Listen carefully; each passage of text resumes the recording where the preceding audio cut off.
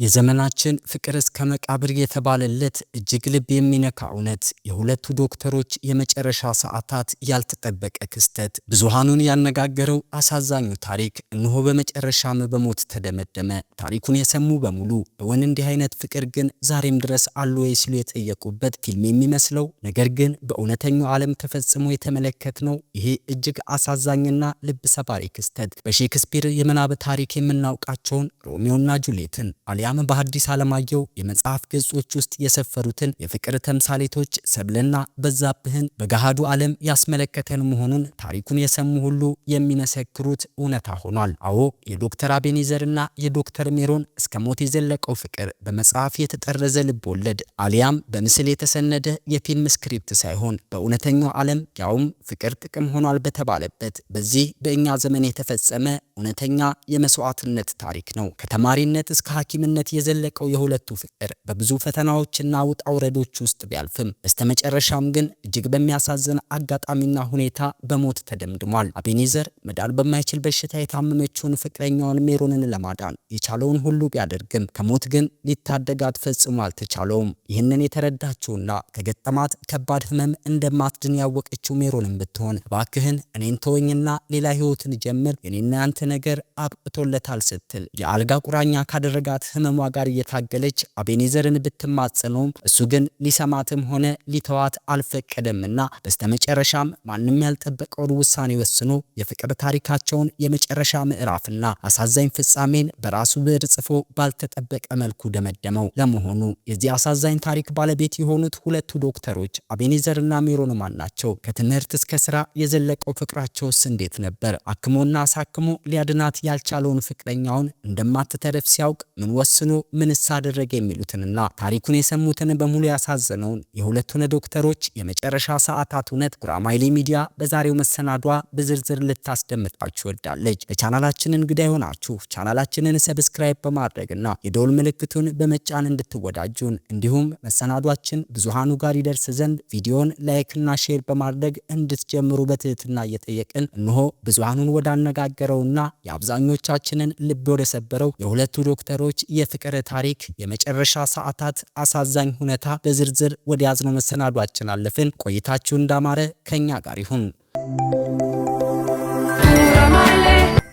ዶክተር አቤኔዘር ጌታቸው በጎንደር ዩኒቨርሲቲ የቀዶ ሕክምና የሶስተኛ ዓመት ሬዚደንት የነበረ ሲሆን በመኖሪያ ቤት ውስጥ ለጊዜው ባልታወቀ ሁኔታ ህይወቱ አልፎ ተገኝቷል የሚል ዜና በተሰማ ሰዓት ብዙ ሰው ከመደንገጡ ባለፈ ይህ ወጣት ሐኪም በቲክቶክ ገጹ ከ129,000 በላይ ተከታዮች በመድረስ የጤና እውቀትን ለህዝብ ያካፍል የነበረ በመሆኑም ሞቱን በተመለከተ ግልጽነትና ትክክለኛ ማብራሪያ እንዲሰጥ ጥሪ ሲቀርብና ጎንደር ዩኒቨርሲቲም ለቤተሰባቸው ለባለሙያዎችና ለህክምናው ማህበረሰብ መልስ መስጠት አለበት ሲባል ሰነባብቷል። ከቀናቶች በኋላ ደግሞ ጎንደር ዩኒቨርሲቲ በአንድ ሳምንት ውስጥ ለሁለተኛ ጊዜ ዶክተሩን ተነጠቀ የሚል ዜና ተሰማ። ይህ ዜናም በጎንደር ዩኒቨርሲቲ የህክምናና ጤና ሳይንስ ኮሌጅ መምህርትና ጠቅላላ ሐኪም የነበረችው ዶክተር ሜሮን ደምሌ ባደረባት ጽኑ ህመም ምክንያት ላለፉት 3 ዓመታት በአዲስ አበባ የተለያዩ ሆስፒታሎችና በጎንደር ዩኒቨርሲቲ ሆስፒታላችን ጭምር በህክምና ስትረዳ ቆይታ ከዚህ ዓለም በሞት የተለየችን ሲሆን ስርዓተ ቀብሯም ወዳጅ ዘመዶቿ በተገኙበት በአካባቢዋ ተፈጽሟል የሚል ነበር። ታዲያ በአንድ ሳምንት ውስጥ ሁለት ዶክተሮች እንዴትና በምን ምክንያት ሊሞቱ ቻሉ የሚለውና የብዙሃኑ ጥያቄ ሆኖ የሰነበተው እውነታ በመጨረሻም ምላሹን ሲያገኝ የፍቅረኛሞቹ ሐኪሞች አሟሟትን በተመለከተ የወጣው አዲስ መረጃም የብዙሃኑን ልብ የሰበረና እጅግ ልብ የሚነካ ሆኖ ተደምጧል። ዶክተር አቤኔዘር ጌታቸውና ዶክተር ሜሮን ደምሌ በጎንደር ሆስፒታል በትምህርትና በስራ ላይ የነበሩ ሲሆን በተቋሙ ውስጥ በነበሩበት ወቅት ፍቅረኛሞች እንደነበሩ ይፋ ተደርጓል። የሚያውቋቸው ሁሉ የነበራቸውን መቀራረብና መዋደድ ደስ የሚል እንደነበር መለስ ብለውም ታሪካቸውን ያስታውሳሉ። ነገር ግን ዶክተር ሜሮን ባጋጠማት የማይድን ህመም ምክንያት በተደጋጋሚ ጊዜ ለዶክተር አቤኔዘር የራሱን ህይወት እንዲኖርና ህይወቱን እንዲያስተካክል ስትነግረው እንደነበረም ጓደኞቻቸው ታሪካቸውን መለስ ብለው ባስታወሱበት ንግግራቸው ውስጥ ገልጸውታል። ዶክተር ሜሮን ለረጅም ጊዜያት በሕክምና ብትረዳም ህመሟ ግን ለውጥ ሊያመጣ አለመቻሉ ቢታወቅም በርከት ላሉ ቀናት ሆስፒታል ውስጥ ገብታ ተኝቶ መታከም ሲደረግላት ቆይታለች።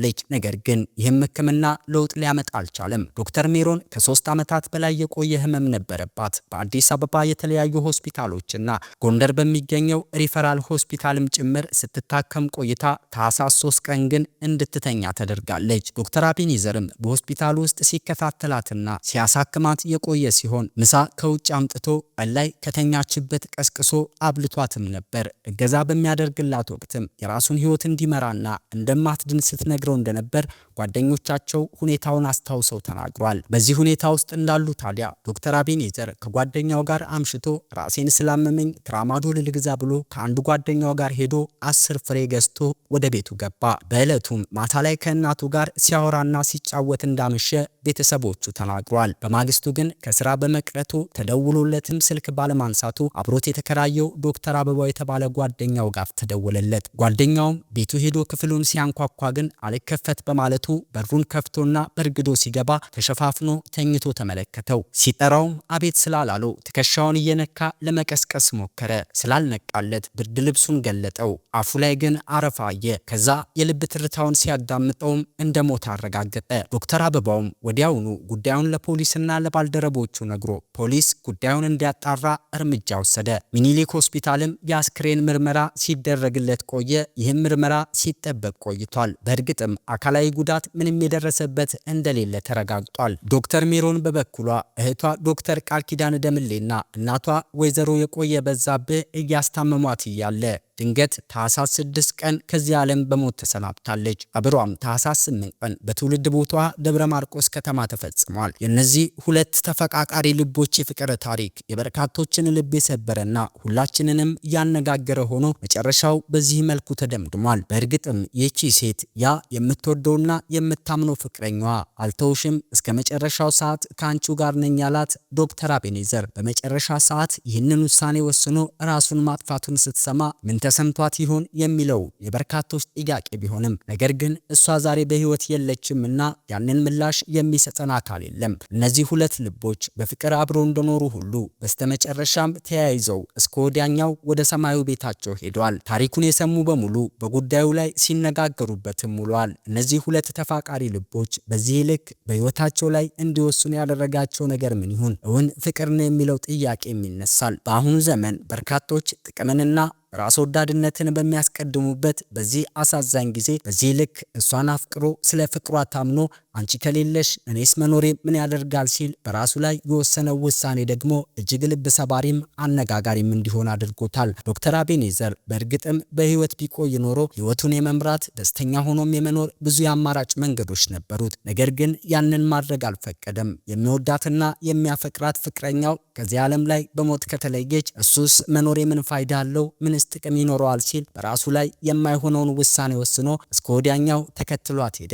በእርግጥ እሷ አልቀደመችውም። ቀድሟት የሄደው እሱ ነው። የሰማይ ቤት ቤታቸውንና ኑሯቸውን ሊያደላድልም ይመስላል ከሷ ቀድሞ መሄድን የመረጠው። በዚህ ልክ ይህንን ውሳኔ እስከ መወሰን የደረሰው ፍቅር በመጨረሻም በሞት የመደምደሙ እውነታ በእርግጥም የብዙሃኖቻችንን ልብ ቢሰብርና ቢያደማም የራሱ የሆነ አንዳች ስሜትን መፍጠሩ አይቀርም። እውን እንደዚህ አይነት የፍቅር ታሪኮችን በልብ ወለድ መጽሐፍቶች አሊያም ደግሞ በፊልሞች ካልሆነ በቀር በእውነታው ዓለም እንመለከታለን ብለን የማንጠብቅ የዚህ ትውልድ ነዋሪዎች ግን እውነታውን በአይኖቻችን አየን። ክስተቱንም ሆኖ ስለመደረጉም በጆሮቻችን አደመጠን። የነዚህ ሁለት ተፋቃሪ ልቦች የመጨረሻ ሰዓታት እውነታ ብዙሃኑን ያሳዘነና ያስደነገጠ ቢሆንም የአቤኔዘር ውሳኔ ግን ለፍቅር የተከፈለ ከፍተኛ መስዋዕትነት ተብሎ በፍቅር መዝገብ ላይ ዝንታለም እንዲታወስ የሚያደርገው ሆኖ አልፏል። እውን በዚህ ጉዳይ ላይ ዶክተር አቤኔዘር ያደረገው ነገር ተገቢ ነው ብላችሁ ታስባላችሁ?